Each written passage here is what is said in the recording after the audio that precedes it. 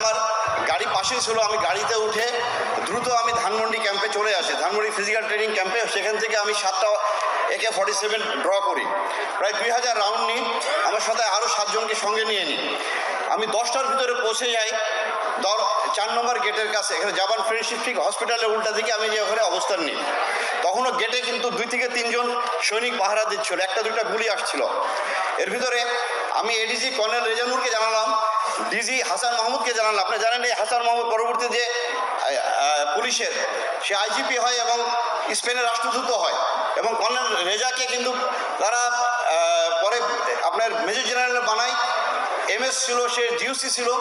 তো এরা কি করলো, আমাকে ফোন করে একটার পর একটা ফোন শুরু করলো যে জামান তুমি ভিতরে ঢুকবে না। তা আমি জিজ্ঞাসা করলাম, স্যার আমরা এখানে অফিসারদের তো মেরে ফেলতেছে, আমাদের কাছে এই আসতে গুলি শুরু হয়েছে। পরে যে না তুমি ভিতরে ঢুকবে না, আমরা প্রধানমন্ত্রীর সাথে বসেছি যমুনা ভবনে, উনি বলছে কেউ গোলাগুলি করবে না, উনি এটা শান্তিপূর্ণভাবে সমাধান করবেন। BDR হত্যাকাণ্ড কোনো হত্যাকাণ্ড ছিল, এটা পরিকল্পিত একটি হত্যাকাণ্ড ছিল, যেখানে শেখ হাসিনা সরাসরি জড়িত এবং তার নানক মির্জা আজম তাপস প্রত্যেককে। আমি কয়েকটা ছোট্ট ছোট্ট ঘটনা বলি। সারাটা দিন আমাদেরকে ঢুকতে দিল না, সেনাবাহিনী আসলো, এসে আমার কাছে তখন মেজর ওয়াকার ওয়াইসি ছিলেন 17 বেঙ্গলের, এখন বর্তমান সেনাপ্রধান। উনি একটা কোম্পানি নিয়ে আসলেন, আমাকে বলে জামান এখানে কি করবো। আমি বলছি আপনাকে কি বলেছে, বলে যে না আমাকে তো ভিতরে ঢুকতে নিষেধ করছে। তো বলেছে স্যার তাহলে তো আসলেন কেন আপনারা, কেউ যদি ভিতরে না ঢুকি তোমরা খালি হাতে যুদ্ধ করবে।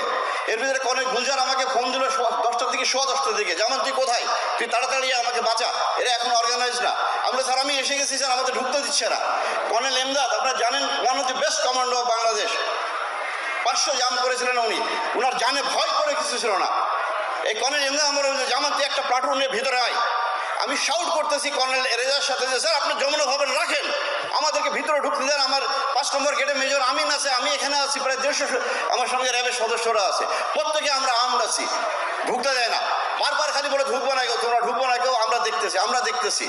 এর ভিতরে আপনার আমার কোর্স মেজর হাসান ফোন করলো, দোস্ত তুই আয়, এরা আমাদেরকে মেরে ফেলবে। আমি বলছি আমি ঢুকতেছি, আমি একটু আগে যাই, গুলি আসে, আমি আবার ডানে যাই, বামে যাই, আমার সামনে দেখলে একটা ছোট্ট বাচ্চা মারা গেল। এরপরও আমরা ওখান থেকে ছুটে আসতে চাই না। সারাটা দিন আমাদের সাথে এভাবে খেললো। এর ভিতরে 1:30টার দিকে দেখি আপনার এই মির্জা আজম, নানক, মাহবুবারা গিনি MP, মুস্তাক আহমেদ রুহি MP, ওয়ারেস হোসেন বেলাল, এদেরকে আমি একটা মুহূর্তের জন্য ভুলতে পারি না। আমার ইচ্ছে হচ্ছে গুলি করে হত্যা করি ওদেরকে। ওরা দেখি পতাকা হাতে করে ওখানে যাচ্ছে, যে তারা ওদেরকে বের করে প্রাইম মিনিস্টারের কাছে নিয়ে গেল। পরে শুনি তাদের নাকি বিরিয়ানি খাইয়েছে। রাত্রি 8টা থেকে 9টার দিকে আপনার যে ঘটনা ঘটলো, হঠাৎ দেখি আপনার মির্জা আজমকে নিয়ে ভিতরে ঢুকলো সাহারা খাতুন।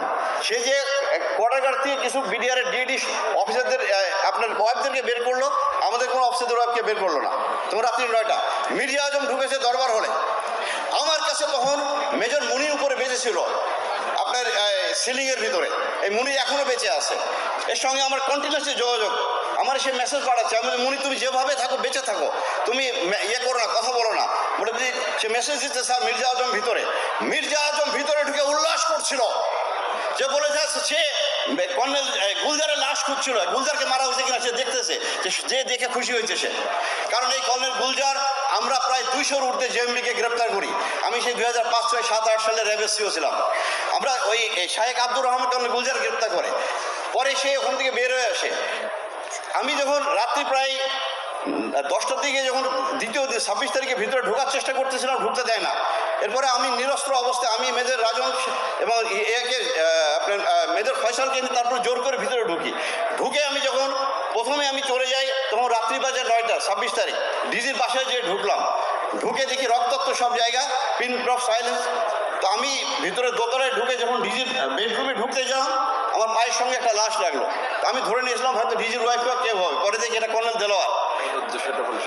তো এই যে আপনার পুরো জিনিসটা, পরের দিন যখন আমি ইন্টারোগেশন শুরু করলাম, এই 2-3 দিন পরে ইন্টারোগেশনে যে আমি সুবেদার তোরাব আলীকে ধরলাম।